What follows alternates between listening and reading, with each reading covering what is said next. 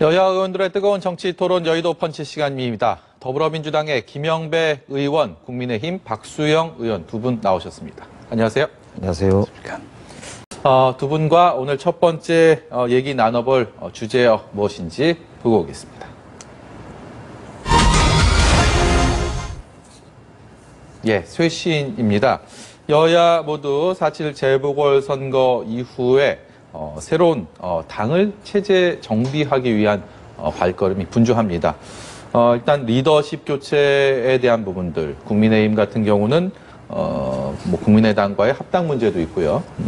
그 변화를 위한 몸부림을 치고 있는 여야의 상황인데, 이 쇄신의 방향 과정에서 진통이라는 것도 좀 있어 보이고, 이것이 어떻게 보면 좀 통과 의례다라는 그런 평가들도 있는데, 과연 어떻게 얼마나 부드럽게 이런 절차들을 밟아가게 될지가 관심사입니다. 먼저 민주당은요. 네. 일단 내일 원내대표가 선출이 됩니다. 그리고 네. 당대표 후보 3인이 오늘 후보 등록을 마쳤고요. 현재까지의 어떤 그런 리더십 교체에 대한 부분들을 초선 의원으로서 이게 좀 보궐선거 패배 이후에 순조롭게 밟아가고 있다, 이렇게 평가하십니까? 사실 회초리를 제대로 맞은 더불어민주당 입장에서는 굉장히 절박한 상황입니다. 최근 10년간 저희들이 이렇게 크게 접은 적이 일단 없고요. 최근에 부동산 민심이나 청년들의 절규가 심상치 않게 들리기 때문에 저희들 입장에서는 이 지도부를 새로 구성하는 과정 자체가 정말 이 새로 태어나는 기분으로 이렇게 접근할 수밖에 없는데요. 이 내일 과정과 5월 2일까지 전당대회가 치러지는데요. 이 갈등이 오히려 에너지가 되는 그런 방향으로 좀 매듭을 지어야 되겠다, 이렇게 생각을 하고 있습니다. 국민들께서 어떻게 보실지 모르겠는데 한번 제대로 할 테니까 좀 지켜봐 주시면 어떤가 싶습니다. 국민의힘은 국민들의 선택을 받았고요. 그래서 좀 더 순조롭지 않을까라는 생각을 했었는데, 지금 자세히 상황들을 좀 보다 보면 오늘도 주호영 대표 권한대행에 대해서 비대위에 좀 쓴소리들이 있었어요. 그리고 어제 중진 의원들 사이에서도 얘기들이 있었다고 하고, 그런 흐름들은 글쎄요, 역시 겪어야 하는 통과 의례 정도로 보고 계십니까? 아니면 이 부분에 대해서 좀 심각하게 봐야 할 부분이 있다, 이렇게 생각하세요? 저희가 아까 이겼다고 말씀하셨는데, 사실 내부에서는 이겼다고 생각하는 사람이 별로 없습니다. 저희가 이긴 게 아니고 민주당이 패배한 것이다, 이렇게 보고 있기 때문에 저희는 이제 민주당과 저희 당에는 지금은 쇄신 내지는 혁신의 속도 전쟁을 벌이고 있다, 이렇게 생각을 합니다. 그래서 얼굴과 정책을 전부 바꾸는 혁신을 해줘야 되는 겁니다. 왜 그러냐면 지난번 총선에서 우리가 8.4%를 지고 총선 참패를 했거든요. 근데 이번에 서울시장과 부산시장 보궐선거에서는 서울이 18%, 부산이 28%, 압도적으로 또 이겼거든요. 1년 사이에 이렇게 확확 바뀌는 것이 유권자의 지형입니다. 근데 우리가 변화하지 않고 그냥 가다가는 언제 또 되치기를 당할지 모른다, 이런 압박감이 상당히 있고, 그게 방금 말씀하신 비대위에서 주호영 대표의 거취를 표명하라 한 부분, 어제 저희 초선 의총을 또 했습니다. 초선 의총에서 똑같은 얘기를 했습니다. 선수로 뛸 거냐 심판으로 뛸 거냐 빨리 결정을 해라. 왜냐하면 그게 결정이 돼야 그 다음 일정이 나옵니다. 원내대표 선거를 언제 하고 전대를 언제 하고 대표를 뽑고 하는 부분이 나와서, 우리도 민주당은 이미 진행되고 있지만 속도감 있게 진행을, 혁신을, 쇄신을 해줘야 국민들한테 드릴 말씀이 있다고 보기 때문에 약간의 혼란은 있을지 몰라도 속도는 지금 더 내야 되는 이런 상황에 처해 있다고 볼 수 있겠습니다. 국민의당과의 합당 문제는 어떤 상황입니까? 현재? 국민의당과 합당 문제는 이제 주호영 원내대표 입장에서는 본인이 이제 당대표 권한 대행이니까 국민의당과 합당을 마무리 시켜놓고 자기는 물러나겠다, 이런 입장이고, 당 중진, 재선 의원, 초선 의원 모임에서는 각각 그건 다음 원내대표가 하면 된다, 다음 당대표가 하면 된다. 선거가 당장 내일 있는 것도 아니고 대선이 아직 1년 남아있는 상황이기 때문에 국민의당과 합당은 하기로 원칙은 합의했지 않습니까? 지난번 선거에서. 그러니까 시간을 주고 하면 되는 것이지, 당장 그것 때문에 권한대행의 위치에서 물러나지 않는 건 문제가 있다. 그래서 빨리 거취를 정하고 그 다음 사람이 국민의당과 합당을 여유 있게 추진하는 게 낫겠다는 것이 대부분의 우리 국회의원들 생각입니다. 그렇다면 경쟁자이자 어떤 파트너로서 국민의힘에서 바라보는 민주당 원내대표 경선 누가 좀 내심 낫겠다 그런 생각이 드는지 그런 얘기들이 오가는 게 있을까요? 예, 뭐 남의 당 얘기를 제가 뭐 드릴 수는 없고 예. 저희는 좀 이제 뭐 친노, 친문으로 분류되는 분보다는 좀 그렇지 않은 분들이 나와야 이번 선거에서 나타난 민심을 민주당이 반영을 하고 그동안에 국회 운영하던 원리에서 좀 벗어나서 새로운 국회의 타협점을 찾아갈 수 있지 않겠는가. 예. 우리도 이제 새 원내대표가 나올 거 아닙니까? 예. 저쪽에서 나오는 원내대표가 지금까지 하던 방식하고 똑같은 방식으로 끌어가는 사람이라면 선거에 대한 의미 분석, 선거에 대한 반성이 전혀 없다고 볼 수 있는 것이고 좀 다른 방식으로 국회를 운영하고 대야 관계를 가져가겠다는 분이 나와주면 저희로서는 훨씬 더 협조도 할 것이고 국정 운영에 도움이 될 거라고 보고 있습니다. 예. 누구라고 이름은 제가 지칭을 안 하겠습니다. 누구라고 지칭은 안 하셨는데 글쎄요, 누가 떠오르는지는 각각의 판단에 맡기겠고요. 두 분 다 초선 의원이십니다. 패기 넘치는 초선 의원으로서 한 1년 정도 이제 의정 활동을 하셨는데 이번 보궐선거 이후에 약속이나 한 듯이 초선 의원들의 목소리들이 여야 하루가 멀다 하고 이렇게 나오고 있습니다. 모임도 많이 하고 거기서 여러 가지 얘기들, 정책 방향들, 당의 방향성에 대한 의견들도 나오고 있는데 실제로 이번 지도부 양당의 선출 과정에서도 많이 참여를 하고 계십니다. 그래서 과연 이 전체 판세를 초선 의원들이 흔들 수 있을지 이것이 또 21대 국회 하나의 또 특성이자 트렌드가 될지도 관심사인데요. 이 현상에 대해서는 두 분께 차례로 어떤 의미가 있다고 보시는지 그리고 소속 정당에서는 실제로 어떤 분위기가 느껴지고 있는 건지 여쭤보도록 하겠습니다. 먼저 김영배 의원 말씀해 주시죠. 예, 사실 저도 오늘 최고위원 출마 선언을 방금 전에 하고 왔는데요. 초선들 중에서는 한 2명 정도가 아마 도전을 하지 않을까 지금 보고 있는데 초선은 새로움을 상징하기도 하고 기득권에 연연하지 않는다는 점에서 그 중요함이 있다고 그렇게 생각을 합니다. 저희들이 야당이 사실은 아까 박수영 의원님 말씀하신 대로 오히려 이제 국민의힘이 이긴 게 아니고 민주당이 진 것이다라는 저런 말씀들이 오히려 저희들 입장에서 굉장히 큰 자극이 돼요. 정말로 우리가 제대로 경쟁해야겠구나 이런 생각이 들고요. 예. 정말 멋진 초선 간의 그런 경쟁이 한번 제대로 벌어지면 좋겠다. 또 그런 뭐 바람도 있습니다. 국민의힘에서는 이미 동료 의원인 김웅 의원이 차기 당권에 출사표를 던질 것으로 알려졌고 박수영 의원은 도전 안 하십니까? 어제 저희 의총이 초선 의총이 있었습니다. 그 자리에서 우리 김웅 의원이 최고위원이 아니고 당대표. 네. 그 초선이 당대표 도전한 역사는 한 번도 없었습니다. 그렇죠. 네. 그런데 이제 당대표에 도전하겠다라고 과감하게 선언을 했고 그 당선 자체 되고 안 되고 보다는 그런 도전 이런 것들이 굉장히 큰 의미가 있다. 저는 뭐 그렇게 생각을 합니다. 그래서 앞으로 지금 김웅 의원은 당대표에 도전을 하고 예. 최고위원회는 아까 김영배 의원님 아마 초선 2-3명 출마 이렇게 말씀하셨는데 저희는 7-8명 정도 초선이 네. 최고위원 5명 중에서 2명 내지 3명은 초선이 들어가서 일상적인 당 운영에서부터 우리 초선의 목소리를 내자 이런 지금 분위기가 형성돼 있어서 네.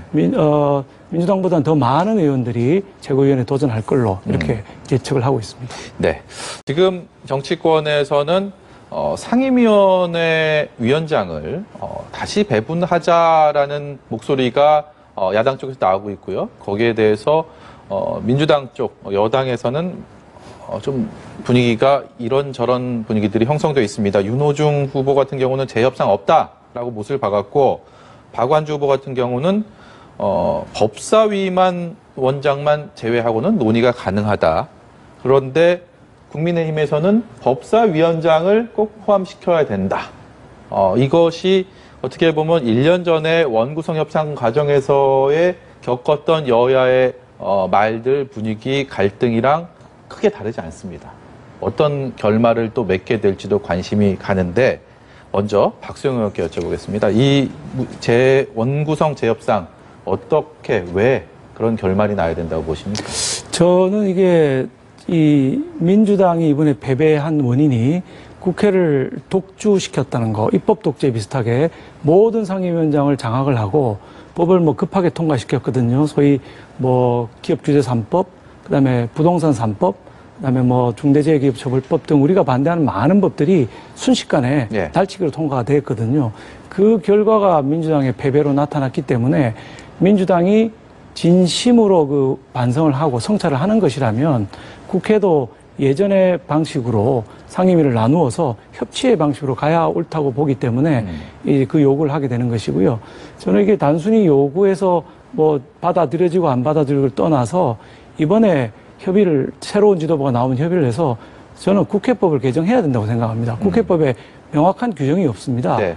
이긴 당, 일당이 다 가져갈 거냐, 이 당하고 의석 비례로 나눠갈 것이냐, 득표율 비례로 나눠갈 것이냐, 네. 아무런 규정이 없기 때문에 이 분란이 매년 개원하면 나는 거거든요. 예. 그래서 이걸 다시 시작하기보다는 제 생각에는 국회법을 합의를 해서 어떤 방식으로 개정해 놓으면 앞으로 있는 국회에서는 이런 다툼이 전혀 없게 되는 것이거든요. 근본적인 처방을 할 필요가 있다고 봅니다. 국회법을 개정하기 위해서는 의석수의 다수를 가지고 있는 민주당과의 의중이 현실적으로 중요하지 않겠습니까? 그럼요. 예. 그러면 어떻게든 간에 그런 것들에 대한 협의, 협상을 통해서 만들어야 될 텐데 가능하다고 보십니까? 어떠세요? 저는 당장 이번에 적용하자고 들면 두 분 후보 나오신 원내대표 나오신 두 분 다 매우 어려운 입장에 처할 거라고 봅니다. 근데 법 개정이라고 하는 것은 지금 당장 적용하지 않고 유예 기간을 시행령에 두지 않습니까? 예. 그래서 부칙에 시행 기간을 두기 때문에 그런 방식을 통해서 미래를 향해서 미래 누가 이길지 모르는 거니까 네. 그것부터 해놓는 것이 미래의 그 분란을 없앨 수 있는 잠재울 수 있는 것이고요. 다시 개헌 협상하고 똑같은 분란을 일으켜서 국민들의 실망드리는 것은 적절치 않다고 생각합니다. 예. 일단 법사위원장에 대한 요구는 민주당 분위기는 여러 얘기들을 들어봐도 현실적으로 좀 쉽지 않을 것 같다라는 느낌이 들긴 합니다만 이 부분도 그렇고요. 지금 박수영 의원께서 말씀하신 국회법에 대한 개정 이런 거에 대해서는 어떤 견해 갖고 계신지 여쭤보겠습니다. 네, 우리 윤호중, 박완주 두 원내대표 후보가 공히 말씀하시듯이 이미 이제 협상 때, 개원 협상 때 다 이제 진행이 돼서 지금 이제 일하는 국회를 표방했던 21대 국회의 그런 정신에 맞게 일이 진행이 되고 있지 않습니까? 네. 그래서 저는 법사위원장이 정쟁의 도구가 아니라면 그런 원의 구성 비율에 맞게 지금처럼 이렇게 여당이 법사위원장을 맡고 야당과 함께 협치를 해나가는 노력을 기울이는 그런 방향으로 정책을 중심으로 협상을 해나가는 게 저는 옳다고 생각을 해요. 예. 예. 국회법은 아까 이제 박수영 의원님 말씀대로 일하는 국회법이 지금 국회에 여러 건이 나와 있습니다. 그렇기 때문에 일하는 방향으로 그래서 20대의 동물국회라고 지칭이 되면서 심판을 받았던 그런 국회가 아닌 쪽에 이제 거라면 얼마든지 저희들도 야당과 함께 그런 국회법을 손을 봐야 된다. 뭐 그런 입장을 가지고 있습니다. 네. 두 번째 주제어로 넘어가겠습니다. 네, 지지입니다. 응원하는 정당에 대한 지지가 조금은 과해서 또 열성, 또 이를 넘어서 강성이라는 수식어를 달고 있습니다. 보수정당은 탄핵 국면에서 홍역을 앓았고 보궐선거 패배 이후엔 진보정당이 비슷한 전철을 밟고 있죠.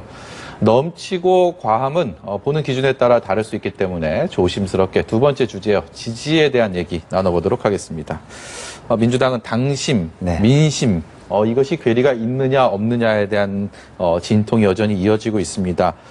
국민의힘은 조금 지났지만 이번에는 선거를 통해서 중도 확장성에 대한 부분들의 청사진을 받고 반면에 전통적인 지지층인 이른바 태극기 부대라고 하죠. 아스팔트 좀 강한 강성 지지층에 대해서는 아직 어떻게 해야 될지에 대한 부분들을 명쾌한 답을 내리지는 못하고 있는 상황입니다. 그렇기 때문에 이 공통 주제어로 잡아봤는데 먼저 김영배 의원께 네.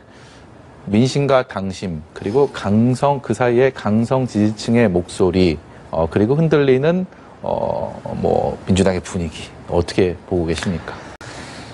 그런데 이제 당내에 갈등이나 이견이 있다는 것은 자연스럽고 당연히 그런 것이거든요. 예. 문제는 리더십이 그것을 잘 조화시킬 수 있는 능력이 없거나 그것이 구조적으로 갈등을 빚도록 되어 있거나 이게 방치되는 게 문제라고 네. 저는 생각합니다. 그래서 문제 본질은 오히려 그것을 당내 의사를 결정해 나가는 민주적 결정 시스템과 리더십이 어떻게 조화롭게 그거를 끌고 나갈 수 있느냐 이 문제라고 봐요. 그렇기 때문에 민주적 리더십을 가진 지도부의 역할이 중요하지 않나 그렇게 생각합니다.